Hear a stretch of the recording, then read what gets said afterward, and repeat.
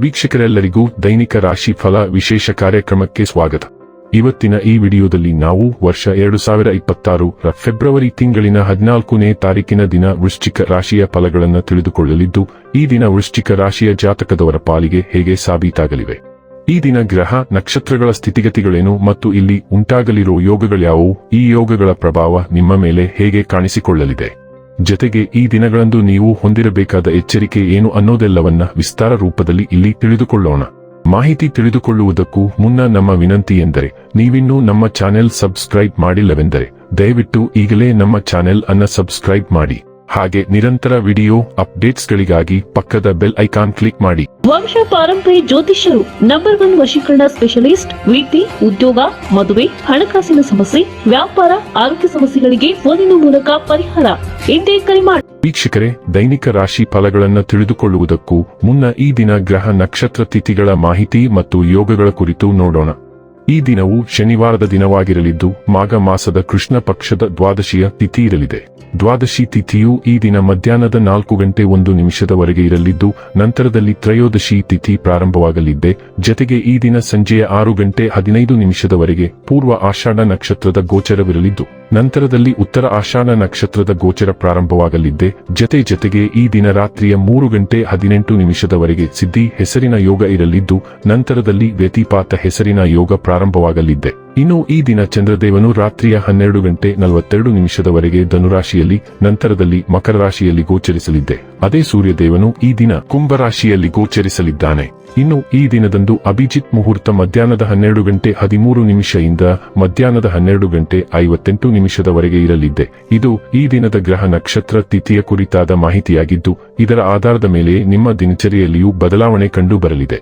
ಇನ್ನು ಈಗ ಈ ದಿನದ ವೃಶ್ಚಿಕ ರಾಶಿಯ ಫಲಗಳ ಕುರಿತು ನೋಡುವುದಾದರೆ, ನಿಮ್ಮ ಹಠಮಾರಿ ಧೋರಣೆ ಕೇವಲ ಸಮಯ ವ್ಯರ್ಥವಾದದ್ದರಿಂದ ಅದನ್ನು ನಿಮ್ಮ ಸಂತೋಷದ ಜೀವನದ ಸಲುವಾಗಿ ತಿಳಿದುಬಿಡಿ. ನಿಮಗೆ ತಿಳಿದ ಜನರ ಮೂಲಕ ಆದಾಯದ ಹೊಸ ಮೂಲಗಳು ಕಂಡುಬರುತ್ತವೆ. ನಿಮ್ಮ ಕುಟುಂಬದೊಂದಿಗೆ ಸಾಮಾಜಿಕ ಚಟುವಟಿಕೆ ಎಲ್ಲರನ್ನೂ ಆರಾಮವಾಗಿ ಮತ್ತು ಆಹ್ಲಾದಕರ ಮನಸ್ಥಿತಿಯಲ್ಲಿಡುತ್ತದೆ. ಇಂದು ನೀವು ಎಂತಹ ಒಳ್ಳೆಯ ಕೆಲಸ ಮಾಡಿದ್ದೀರೆಂದು ತೋರಿಸಲು ನಿಮ್ಮ ಪ್ರೀತಿ ಅರಳುತ್ತದೆ. ಈ ರಾಶಿಚಕ್ರದ ಜನರು ಇಂದು ತಮಗಾಗಿ ಸಾಕಷ್ಟು ಸಮಯವನ್ನು ಪಡೆಯುತ್ತಾರೆ. ನಿಮ್ಮ ಹವ್ಯಾಸಗಳನ್ನು ಪೂರೈಸಲು ನೀವು ಈ ಸಮಯವನ್ನು ಬಳಸಬಹುದು. ನೀವು ಯಾವುದಾದರೂ ಪುಸ್ತಕವನ್ನು ಓದಬಹುದು ಅಥವಾ ನಿಮಗೆ ನೆಚ್ಚಿದ ಸಂಗೀತ ಕೇಳಬಹುದು. ನೀವು ವೈವಾಹಿಕ ಜೀವನವೆಂದರೆ ಕೇವಲ ಹೊಂದಾಣಿಕೆ ಎಂದುಕೊಂಡಿದ್ದೀರಾ? ಹೌದಾದಲ್ಲಿ ನೀವು ಅದು ನಿಮ್ಮ ಜೀವನದಲ್ಲಿ ಆದ ಅತ್ಯುತ್ತಮ ವಿಷಯವೆಂದು ತಿಳಿದುಕೊಳ್ಳುತ್ತೀರಿ. ಸ್ನೇಹಿತರೊಂದಿಗೆ ಚಾಟ್ ಮಾಡುವುದು ಉತ್ತಮ ಟೈಮ್ ಪಾಸ್ ಆಗಿರಬಹುದು, ಆದರೆ ನಿರಂತರವಾಗಿ ಫೋನ್ನಲ್ಲಿ ಮಾತನಾಡುವುದರಿಂದ ತಲೆನೋವಿನ ಸಾಧ್ಯತೆ ಇದೆ. ನೀವು ಮಾಡುವ ಎಲ್ಲದರಲ್ಲೂ ನಿಮ್ಮ ದಿನವು ಶಾಂತತೆ ಮತ್ತು ಸಾಮರಸ್ಯದಿಂದ ತುಂಬಿರುತ್ತದೆ. ಯಾವುದೇ ವಾಗ್ವಾದವು ನಿಮ್ಮನ್ನು ತೊಂದರೆಗೊಳಿಸುವ ಶಕ್ತಿಯನ್ನು ಹೊಂದಿರುವುದಿಲ್ಲ. ವಾಸ್ತವವಾಗಿ ನಿಮ್ಮ ಕೆಲಸದ ಸ್ಥಳದಲ್ಲಿ ಅಂತಹ ಪರಿಸ್ಥಿತಿ ಉದ್ಭವಿಸಬಹುದು, ಅಲ್ಲಿ ನೀವು ಶಾಂತಗೊಳಿಸುವ ಪ್ರಭಾವ ಬೀರುತ್ತೀರಿ. ನೀವು ಕೆಲವು ಮನೆ ಸುಧಾರಣೆ ಯೋಜನೆಯನ್ನು ಸಹ ತೆಗೆದುಕೊಳ್ಳಬಹುದು ಅಥವಾ ನಿಮ್ಮ ಮನೆಯಲ್ಲಿನ ಉದ್ವಿಗ್ನತೆಯನ್ನು ಶಾಂತಗೊಳಿಸಲು ಮತ್ತು ನಿಮ್ಮ ಸಂಬಂಧಗಳಲ್ಲಿನ ಆಧಾರವಾಗಿರುವ ಪ್ರವಾಹಗಳನ್ನು ವಿಂಗಡಿಸಲು ಕೆಲಸ ಮಾಡಬಹುದು. ಆರೋಗ್ಯ ಮತ್ತು ಸ್ವಾಸ್ಥ್ಯ ಬಗ್ಗೆ ತಿಳಿದುಕೊಳ್ಳೋಣ.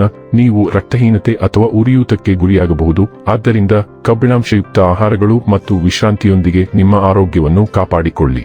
ನಿಮ್ಮ ಶಿಸ್ತಿನ ಮನಸ್ಥಿತಿ ಮತ್ತು ಬಲವಾದ ಸಂವಿಧಾನವು ನಿಮಗೆ ಸ್ಥಿತಿಸ್ಥಾಪಕತ್ವವನ್ನು ಕಾಪಾಡಿಕೊಳ್ಳಲು ಸಹಾಯ ಮಾಡುತ್ತದೆ. ಎದೆಯ ಪ್ರದೇಶದಲ್ಲಿ ಸೂಕ್ಷ್ಮತೆಗೆ ಗಮನ ಬೇಕಾಗಬಹುದು.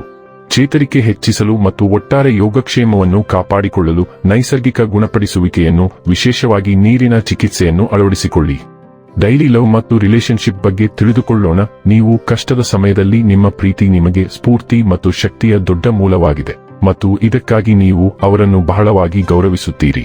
ಆದರೆ ಕೆಲವು ಸಂದರ್ಭಗಳಿಂದಾಗಿ ನಿಮ್ಮಿಬ್ಬರ ನಡುವೆ ತಪ್ಪು ತಿಳುವಳಿಕೆ ಬೆಳೆದಿದೆ ಮತ್ತು ಬಿರುಕು ಆಳವಾಗಿ ಬೆಳೆಯುತ್ತಿದೆ. ಎಲ್ಲವೂ ಕುಸಿಯುವ ಮೊದಲು ಆಳ್ವಿಕೆಯನ್ನು ಎಳೆಯಿರಿ. ವೃತ್ತಿ ಮತ್ತು ಹಣ ಬಗ್ಗೆ ತಿಳಿದುಕೊಳ್ಳೋಣ.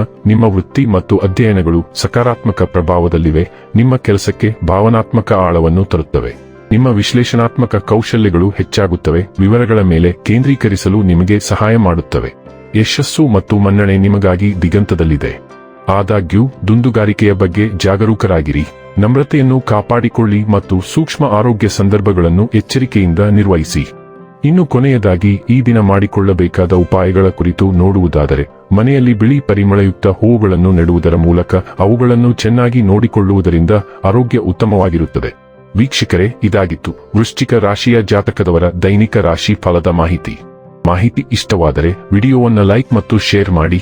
ಹಾಗೆ ಚಾನೆಲ್ ಸಬ್ಸ್ಕ್ರೈಬ್ ಮಾಡುವುದರ ಜೊತೆಗೆ ನಿರಂತರ ವಿಡಿಯೋ ಅಪ್ಡೇಟ್ಸ್ಗಳಿಗಾಗಿ ಪಕ್ಕದ ಬೆಲ್ ಐಕಾನ್ ಕ್ಲಿಕ್ ಮಾಡಿ.